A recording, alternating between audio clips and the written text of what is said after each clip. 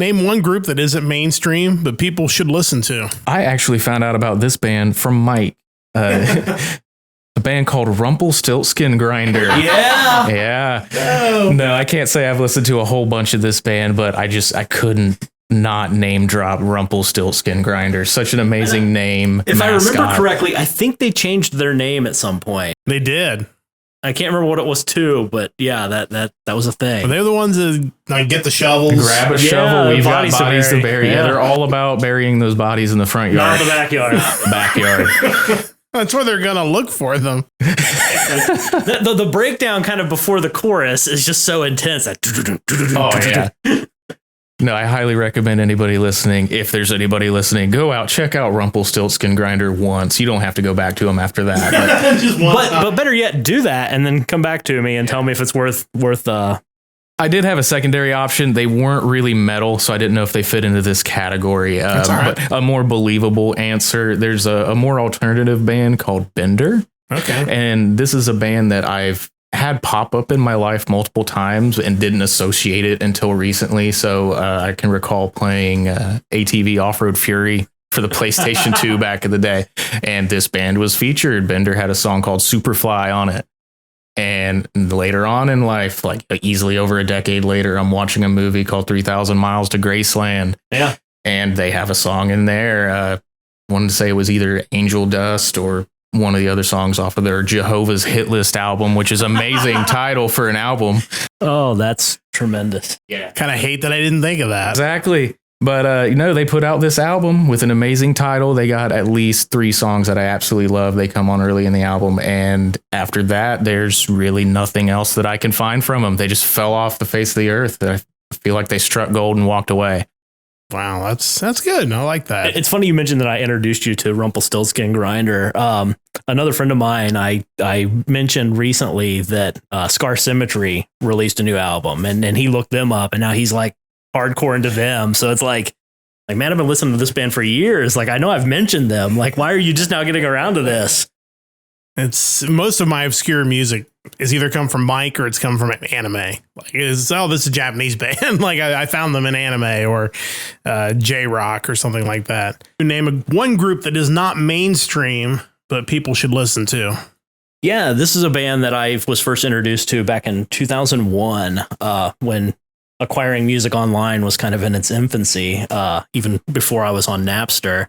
But yeah, this band, European metal band, power metal, my kind of jam, basically. And that's Sonata Arctica. They had just released their second album at that point in time. And, I went back to the first one and really enjoyed both and been a fan ever since. Yeah, I think they're going to show up on my list a little bit later on. Spoiler alert, but certainly outstanding band that I wish drew bigger crowds on their U.S. dates than what they have. But so name one group that is not mainstream, but people should listen to. All right, so I listen to a lot of Christian music. Really, that's probably my biggest genre. I would say, because most people probably don't listen to Christian music, so I would pick Casting Crowns as Counting Crows. I've thought about that. I love Michael W. Smith. But their music's just fantastic. I mean, they there's just the stories in their songs, and they all have some kind of story behind them. Just very uplifting, very motivational, very encouraging. That's fair enough. And certainly I would say not necessarily mainstream act in that case. There's really only one Christian band, and that's Striper. Anyone else, keep trying, but you're never going to reach that pinnacle. I saw they were just at this Christian festival. This camping festival is called the Live Festival. It's in Ohio. It's I can't remember exactly where it's at, but they were just there. They're one of the main event acts one night. Absolutely, they would be. I was like, man, I should have been there.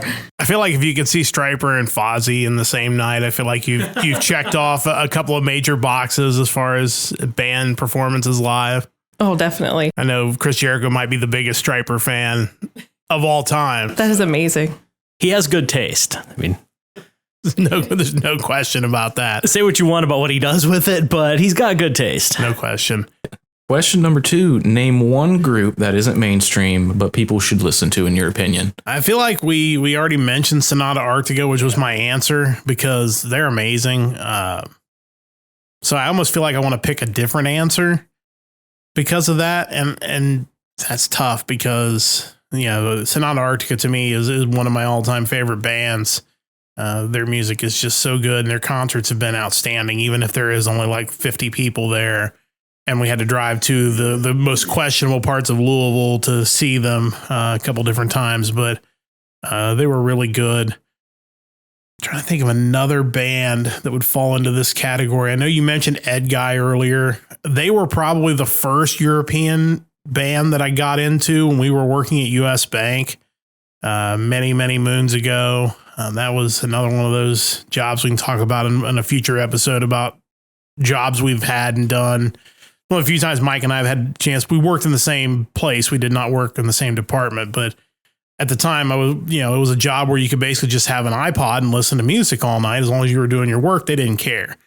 So Mike gave me a bunch of stuff to listen to. And one of the bands was Ed Guy, and their stuff was just so different. It was just like this amazing metal music, but it was fun. I really feel like all their music was, trying to have a good time. Think of a song like Trinidad. Like if that's just a fun song. Like Lavatory Love Machine. Like, that's just a fun song. Like, but they also had, serious songs and ballads, and they were really, really good. So I could mention Sonata Arctica, and I did, but I think Ed Guy would be one that people should find. And like you said, not really getting a lot of new Ed Guy right now. I'm getting more Avantasia, which is fine. They're amazing too, but would love to see an Ed Guy tour and would love to go see them in person someday. The bank job just reminds me too of listening a lot to Cradle of Filth around that time. Yeah. Their Thornography album, just classic. That kept me awake driving home numerous times. Yeah, those were good days. We'll talk about that in a future episode. I say, if you haven't checked out Sonata Arctica, now that it's been mentioned by two different hosts, and I know they've both gotten me into it as well, you should definitely check out Sonata Arctica. They have somewhat recently released a couple of acoustic albums, and they're really, really good. If you want to catch up on them, that's a good, maybe if you're not even into metal, like their acoustic versions were really, really solid. So definitely worth checking that out.